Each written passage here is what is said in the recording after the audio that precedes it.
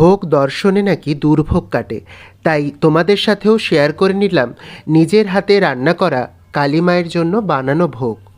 মাসির বাড়িতে কালী পুজো, তো ভোগ বানানোর দায়িত্ব আমি নিজেই নিয়েছিলাম, তাই আর কি যথারীতি প্রস্তুতি শুরু বিকেল থেকেই। এখন করছি টমেটোর চাটনি, গুড়ের পায়েস সবার প্রথমেই করে নিয়েছি। এদিকে হচ্ছে কড়াইশুঁটি ধনেপাতা দিয়ে আলুর দম, আর একটু হবে ততক্ষণে পনিরটা কেটে নিই। আলুর দম পুরো রেডি, ওদিকে দেখে নিই পোলাওটা কত দূর হলো। এদিকে পোলাওটা হতে হতে পনির রান্নাটা শুরু করে দিই। আজ দুধ পনির বানাবো, তো পনিরটা কিছু সময় নুন জলে ভিজিয়ে রাখার পর নুন হলুদ মাখিয়ে নিয়ে হালকা করে একটু ভেজে নেব।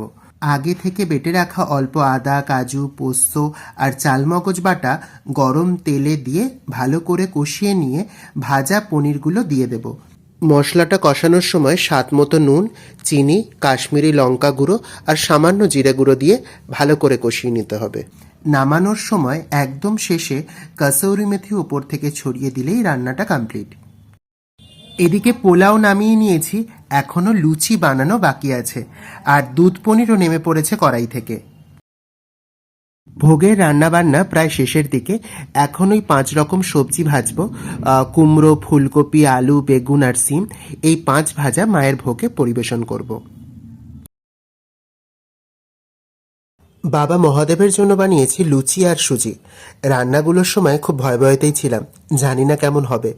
আমার যা নুন ঝালের চড়া হাত, আর যেহেতু ভোগের রান্না আগে থেকে টেস্টও করা যাবে না, তবে পুজোর পর প্রসাদ পেয়ে নিজেরই মনে হচ্ছিল এগুলো সব আমি করেছি।